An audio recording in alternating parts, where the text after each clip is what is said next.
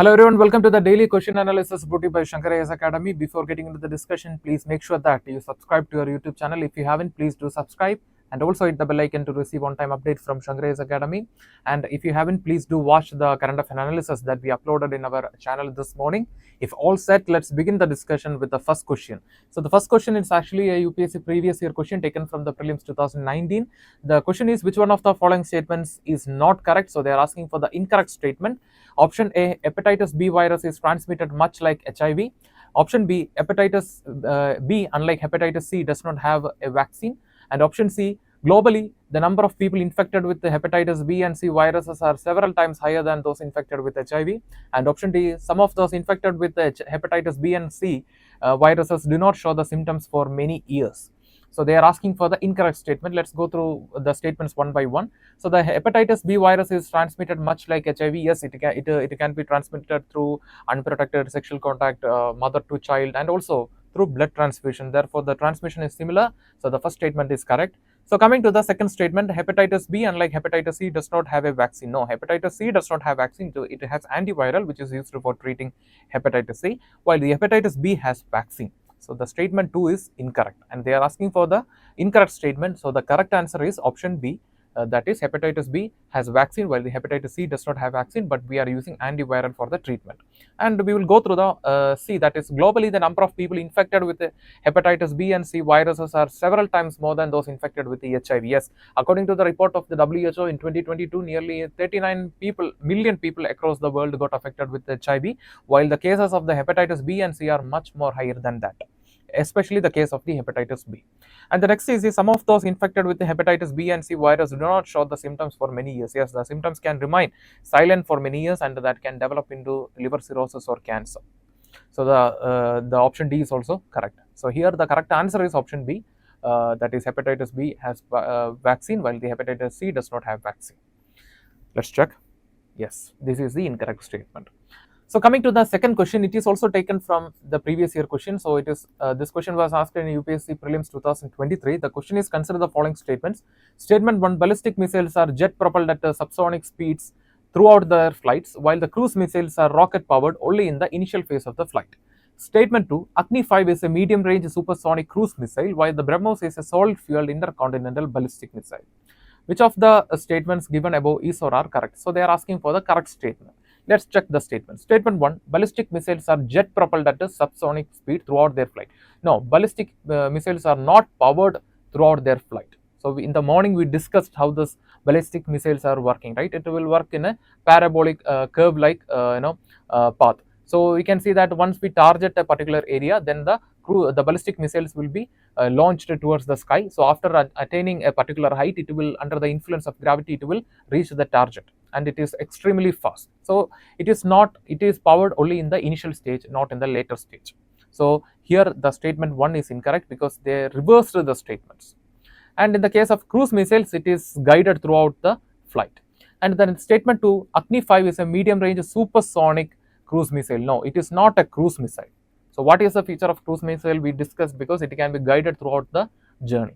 So here the Agni 5 is not a cruise missile, it is an intercontinental ballistic missile, while the BrahMos is a cruise missile. So here also they reversed the statements. So both statements are incorrect. So here the correct answer is option D, neither 1 nor 2. Yes. Coming to the next question, with reference to the border security force, consider the following statements. Statement 1, it is one of the central armed police forces of India. Yes. And statement 2, it comes under the Ministry of Defence. And statement 3, it is responsible for security along the India-Nepal border. Which of the statements are incorrect? So they are asking for the incorrect statements. Option A 1 only, option B 2 only, option C both 2 and 3 only, and option D 3 only. See, we will check the statements. So border security force is one of the forces under the CAPF. Yes, it is correct.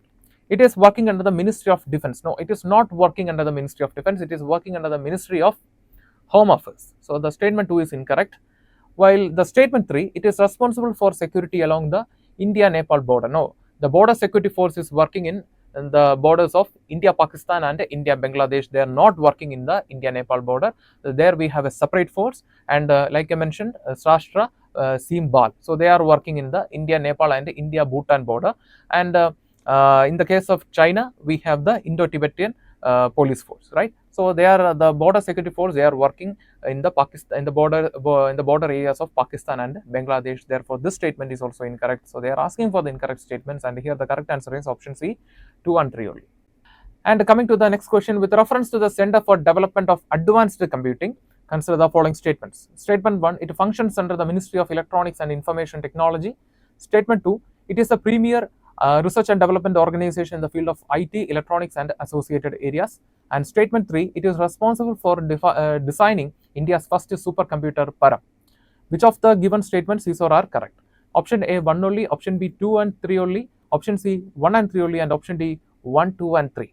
So we will check the statement. Statement 1 is it is working under the Ministry of Electronics and Information Technology. Yes, and it is a premier research and development organization in the field of IT, electronics and associated areas. Yes, that is also correct.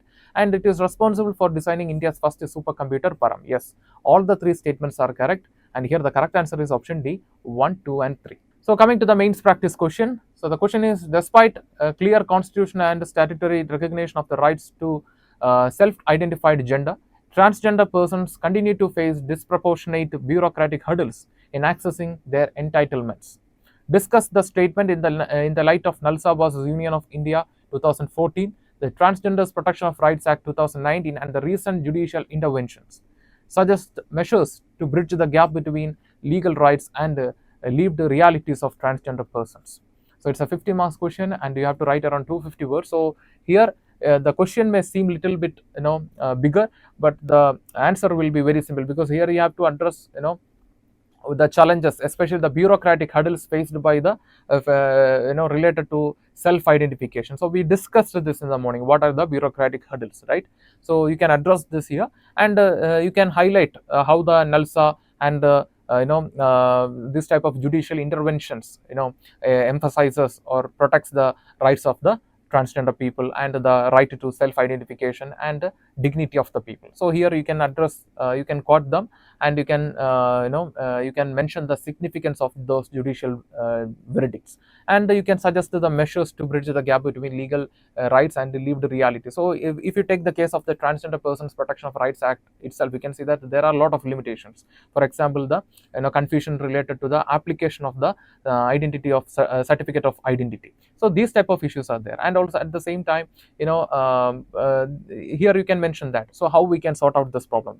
Bringing a single window. That means if a change brings some in a main document, for example, if a person got the identity of certificate of identity, then if we have a system that automatically changes their details in other certificates, then that will be more efficient. At the same time, it will reduce the time, and also it will reduce the complexity. So here you can see mention such suggestions, and at the same time you can also mention about the cooperation between the Unique Identification Authority of India, the importance of the cooperation between the Unique Identification Authority of India and the Ministry of Social Justice and other digital platforms. So try to answer the question using this hints and post it in the comment section. We will review and we will reply for your answer.